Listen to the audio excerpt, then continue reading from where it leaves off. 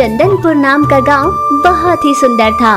उस गांव के रहने वाले सभी गांववासी अपने अपने काम कर बहुत खुश रहा करते थे।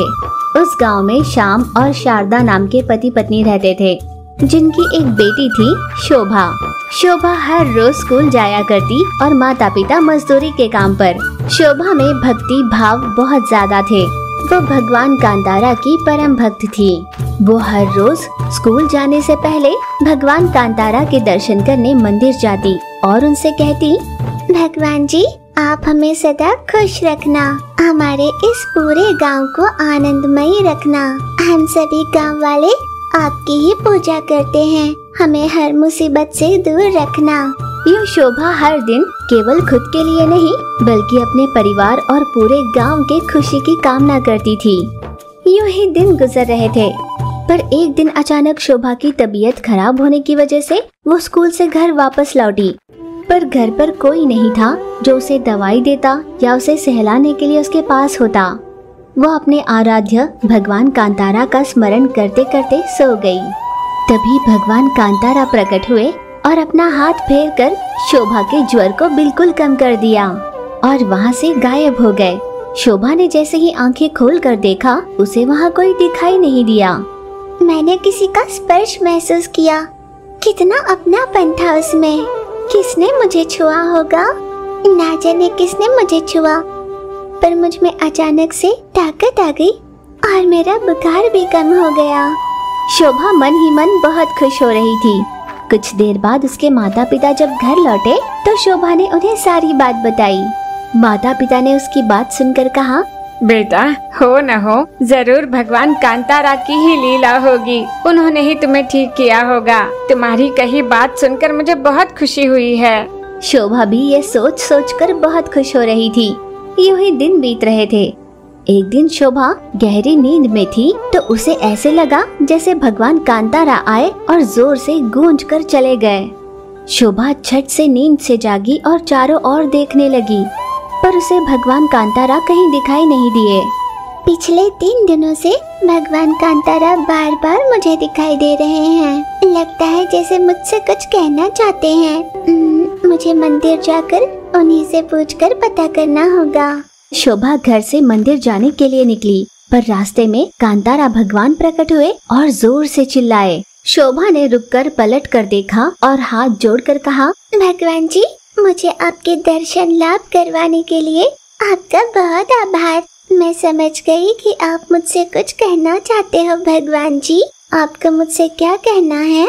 जो भी पूरी श्रद्धा के साथ मेरी पूजा करता है उन सभी से मैं यही कह रहा हूँ, इस गांव पर बहुत बड़ी विपदा आने वाली है। तुरंत तुम सभी गांव वाले इस गांव को छोड़कर चले जाओ। ठीक है भगवान जी, अब ये जरूरी नहीं है कि गांव वाले इस बात पर यकीन करेंगे या नहीं, पर मैं तो अपनी तरफ से गांव वालों को ये बात जरूर बताऊंगी। सबका कल्याण हो।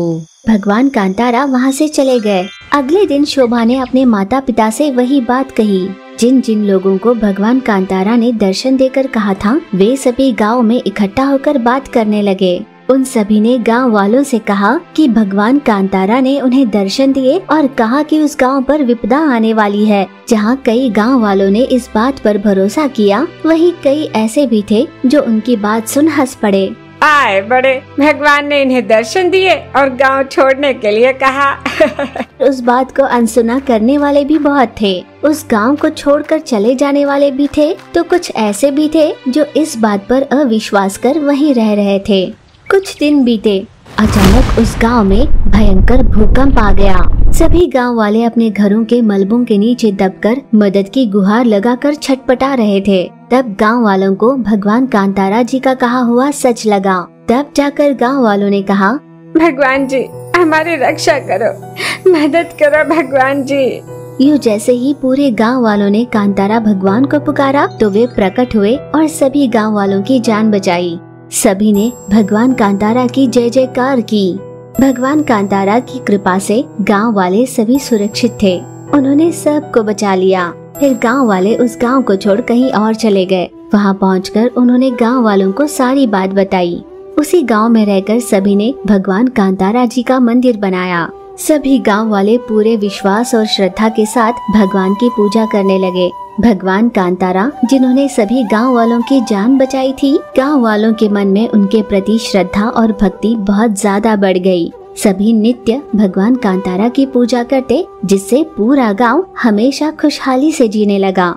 गांव वालों को इस बात पर पूरा विश्वास हो गया था कि भले ही उनकी जिंदगी में जैसी भी तकलीफ आए, अगर वे पूरी श्रद्धा के साथ भगवान कांतारा से प्रार्थना करेंगे तो वो उनकी जरूर सुनेंगे।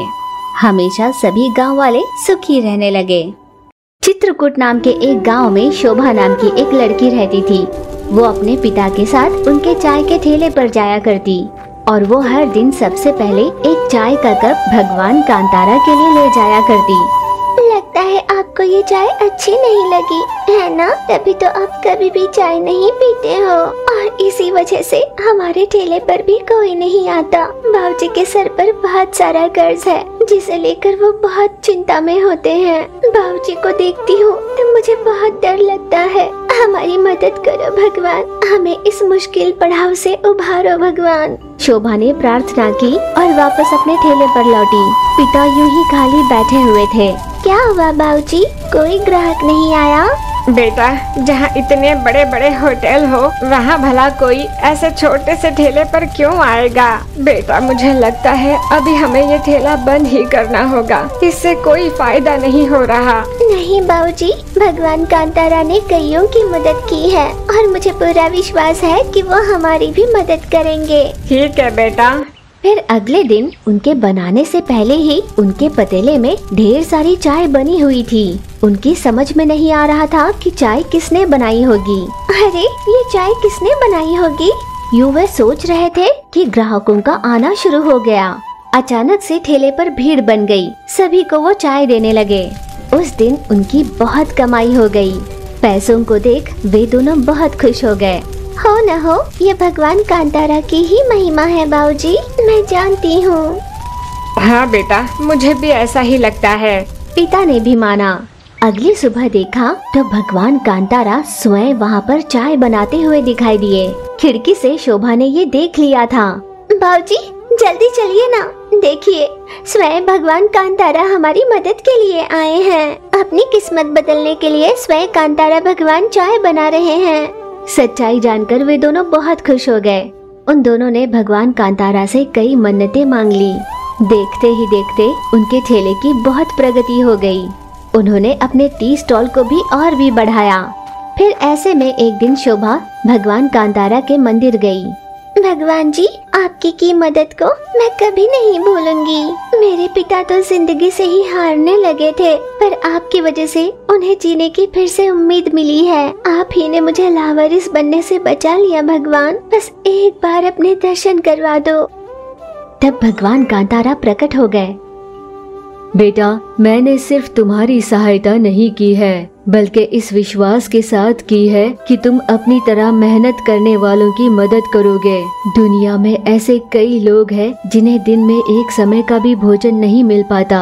मैंने तुम्हें अष्ट ऐश्वर्य इसी उम्मीद से दी है कि तुम ऐसे बेसहाराओं की मदद कर पाओ। इस वैभव का तुम अकेले ही अनुभव करना चाहते हो या औरों की मदद भी करोगे, ये तुम्हें तय करना है। जरूर भगवान जी, जैसा आपने कहा हम औरों की मदद जरूर करेंगे। यूं उसने हाथ जोड़कर उनसे आशीर्वाद लिया और वहाँ से चली गई। वही बात शोभा ने अपने पिता से कही। गरीबों की सहायता करने वाली बात की। हम ऐसा जरूर करेंगे। उस दिन से उन्होंने हर दोपहर 12 बजे के समय मुफ्त में खाना बांटने का काम शुरू किया, वो भी भगवान कांतारा के नाम पर। अपने टी स्टॉल का भी उन्होंने नाम कांतारा ही रखा। सैकड़ों लोग उनके पास आकर दिन में कम से कम एक बार भरपेट भोजन करने लगे। यूं उन बाप बेटी ने कईयों की मदद की और भगवान कांतारा के कहे का मान रखा। उन्होंने गांव में घूम घूम कर सभी को भगवान कांतारा की महिमाओं के बारे में बताया और कहा कि उनकी इच्छाओं को भगवान पूरा करते हैं। गांव के कई लोगों की श्रद्धा भगवान कांतारा पर बढ़ गई, जिससे हर कोई अपने जीवन में सुखी रहने लगा। इस तरह पूरा गांव भगवान कांतारा का भक्त बन गया और सभी मिलकर उनकी जोरों शोरों से पूजाएं करते। इस तरह भगवान कांतारा ने एक पूरे गांव की जिंदगी ही बदल दी।